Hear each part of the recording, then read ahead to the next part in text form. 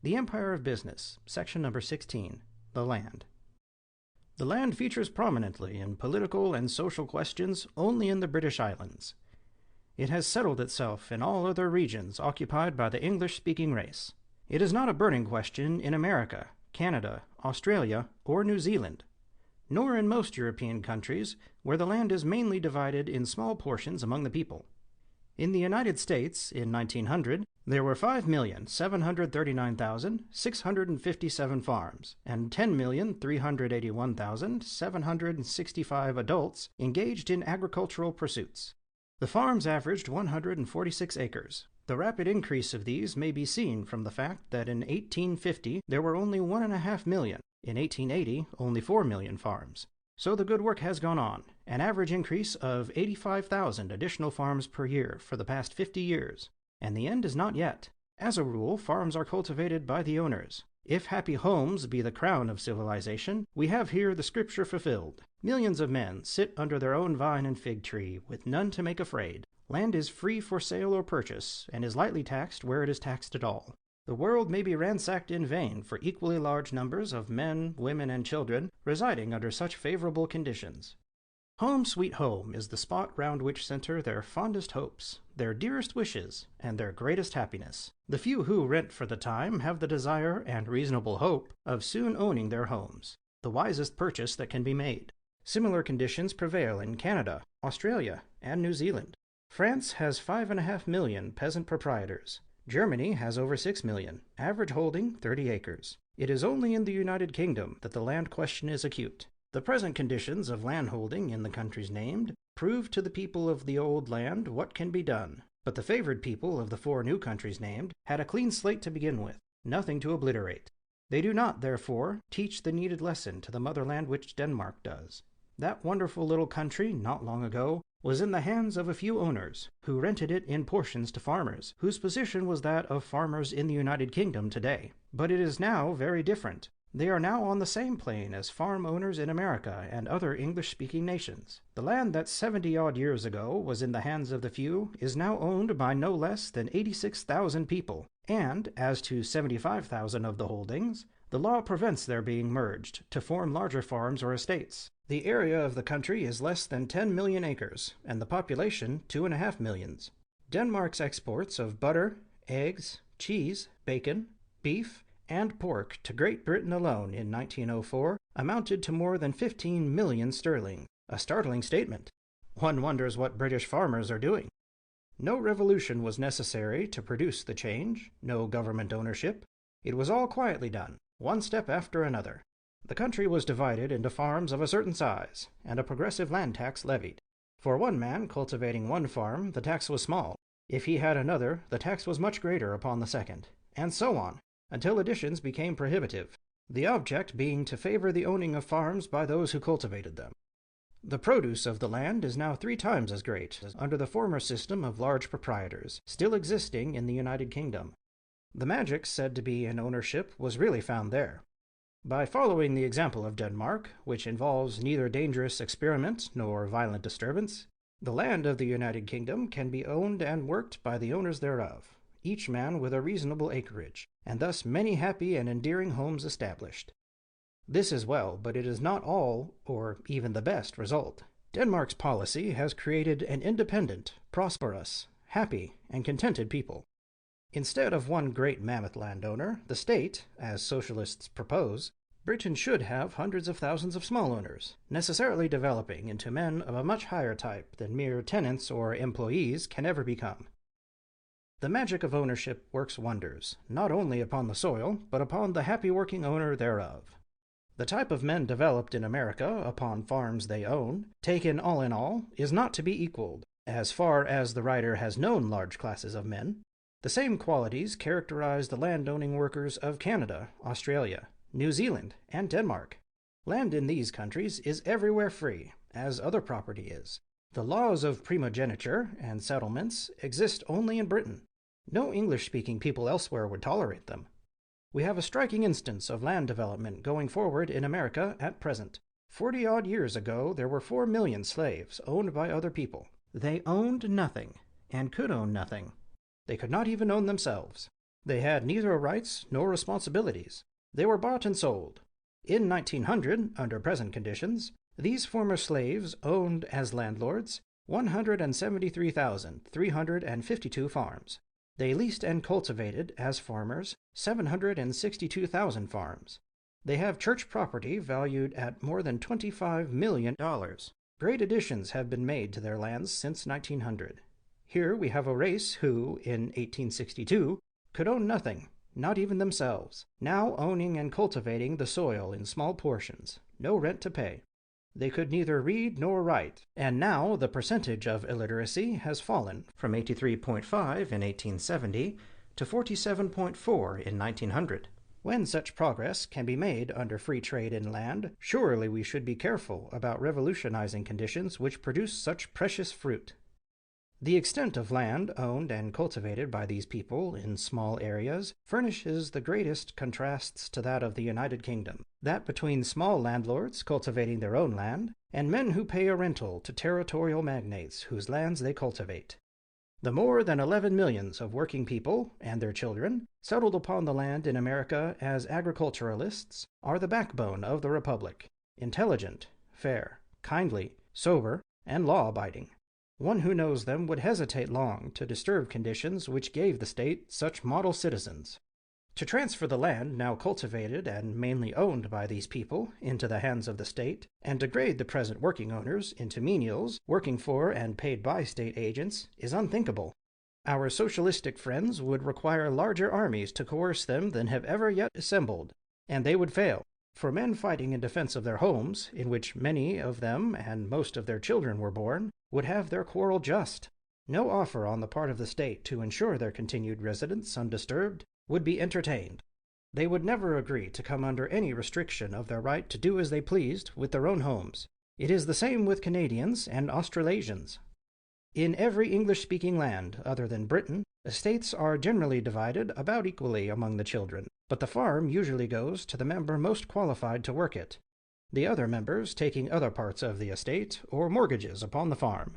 The proposed exclusive taxation of land, proposed by Henry George, was denounced by the people of Canada and America as keenly as would be a proposition to make America a monarchy or Canada a colony minus self-government. In both lands the agriculturalists rule.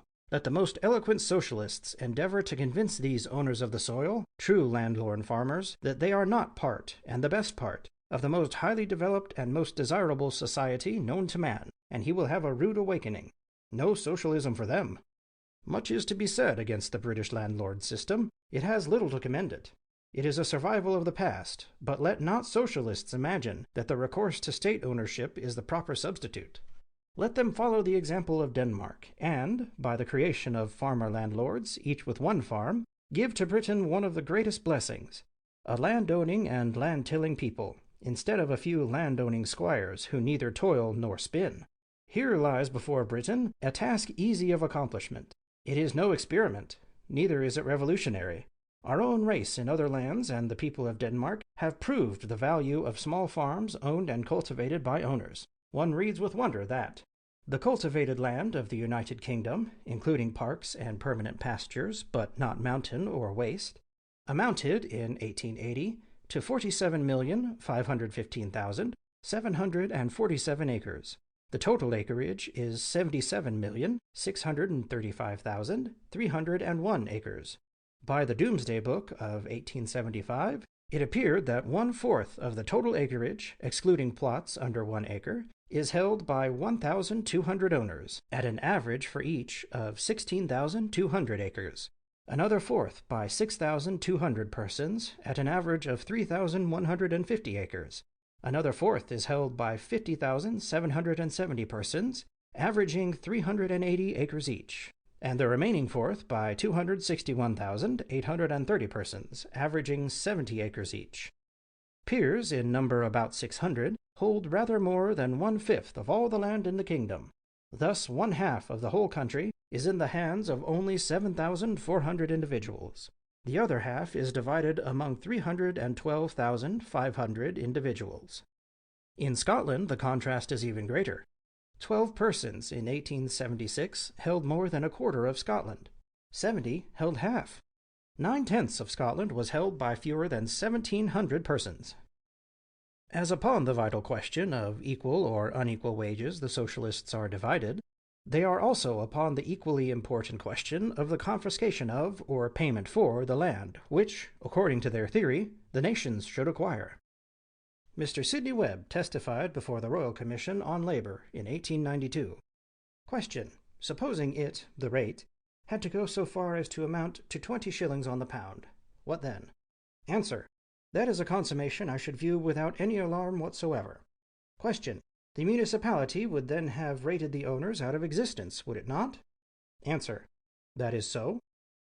The president of the Scottish Land Restoration Union testified before the Royal Commission on Local Taxation, April 14, 1898.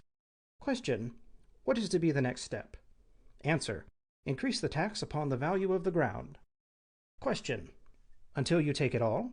Answer: until you take 20 shillings in the pound. Bailey Ferguson, before the same Royal Commission, testified, I hold that nothing short of 20 shillings in the pound will be a complete settlement of the question. Mr. Joseph Hyder, in The Crux of the Land Question, page 16, says, every land nationalizer should assist this taxation reform in order to facilitate the state acquisition of the land upon the most favorable terms possible. Mr. Blatchford, in Merry England, page 60, says, now, if a man has a right to nothing but that which he himself has made, no man can have a right to the land, for no man made it. My only hope is that compensation be kept as low as possible. Mr. Jowett, MP, says that socialists recognize the expediency in all, and the justice, in some cases, of paying for land rather than confiscating it. The truth is that the socialistic leaders have not hesitated to propose the most sweeping changes, amounting to a revolution of existing conditions, without having first considered how these were to be accomplished. They differ upon equal and unequal wages, a fundamental question, and upon payment for or confiscation of the land, purchase or robbery, another fundamental question. These two questions determine what socialism is or is not. They are the pillars of the socialistic edifice, and not yet agreed upon. Upon one point, however, there is unanimity. The land must, in one way or another, be nationalized. All agree to this. Lord Wolverhampton has recently flashed light upon this subject of payment for or confiscation of the land by telling a story of Gladstone. The world's foremost citizen, being asked about socialism, replied that it had to meet this query. Did it propose to buy the land or take it? If the first, it was folly. If the second, it was robbery. Let us assume, for the present, that the demand for confiscation made by the radical section of the Socialist Party will be rejected by the moderates. The query then arises, how is the land to be paid for? The great bulk of it has been acquired under law as it then existed, and as it exists today. Territory won by force in bygone ages as a whole is now in the possession of innocent purchasers. It has been paid for. Now, if there be one tenet of honest dealing firmly rooted in the conscience of civilized men, it is that the title to such purchase is valid. The possessor must be paid a fair price for what the law has declared to be his. He can be robbed of his property, of course, but an advance toward heaven upon earth, founded upon robbery, would infallibly be a step in the other direction. Backwards, not forwards.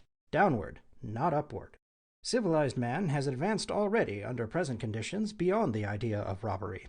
Its advocacy would shock him, and the entire socialistic movement would be discarded as not only visionary, but confiscatory. A proposal to rob the neighbor.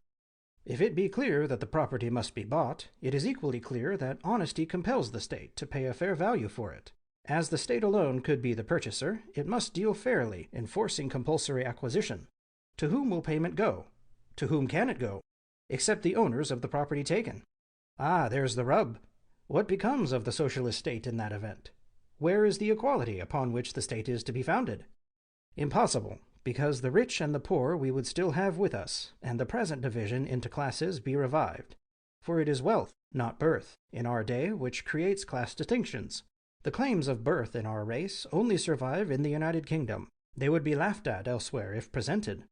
It is not only the land that the state has to purchase. The mills and furnaces, the shipyards, the railways, all means of production and distribution, must also be acquired and paid for. To say that all productive property could be rented and paid for out of the profits does not affect the question.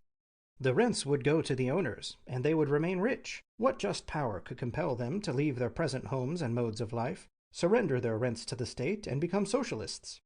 The payment made for their property would become a mockery if they were not allowed to spend what was their own.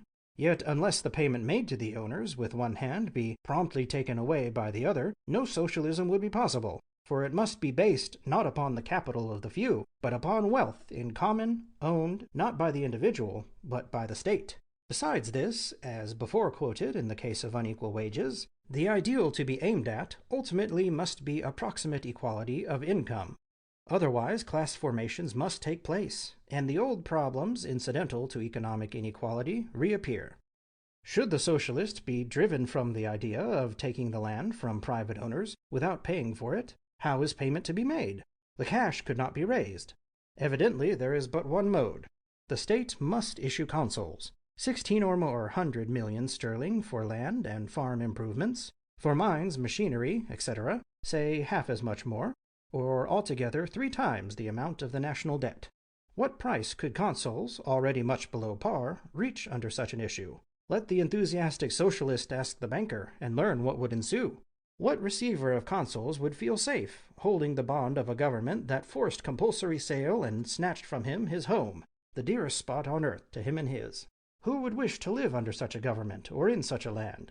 Few indeed of those most desirable to retain. Canada and America would be too attractive, and the despoiled would follow the Pilgrims, their forefathers, who left their old home and settled in the new, where men had rights and liberties then denied at home, and private property was inviolate. After settling the land problem through purchase with freedom to spend proceeds as former owners desire, or through confiscation under compulsion of uniformity of living, there is another step, as mentioned, which socialism must overleap or else fall down. Until officials, superintendents, foremen, and skilled mechanics are willing to accept the recompense earned by the sweepers of the factories, there can be no success for socialism, for upon this foundation it is compelled to stand. The moment equality of payment is dropped, and a commission is formed to found and enforce inequality of payment, the phantom vanishes. We are back again to our present system with all its inequalities. Unequal income means unequal outgo, hence inequalities, or, as we individualists would put it, healthful variety needed for the improvement of man in his march upward toward perfection. The cry of the socialist of today in Britain should not be against private ownership of land, but against there being so few private owners. To distribute the land by abolishing primogeniture and settlements, and through progressive taxation, is surely the next practical step. Being so palpably the remedy for the present unsatisfactory condition of the problem, it would seem that the needed legislation could not be long denied. When the interests of the masses of the people require change in land tenure, the few owners can justly be required to forego their preferences, or submit to increased taxation, if they decide to enjoy privileges injurious to the community as a whole. In all other English-speaking countries, the people work the land. In Britain, the landlords work the people. The writer cannot but believe that if once the United Kingdom had its people settled upon the land as owners and cultivators, as other parts of the Empire and America have, its nationalization would never be thought of. End of section 13. The Land.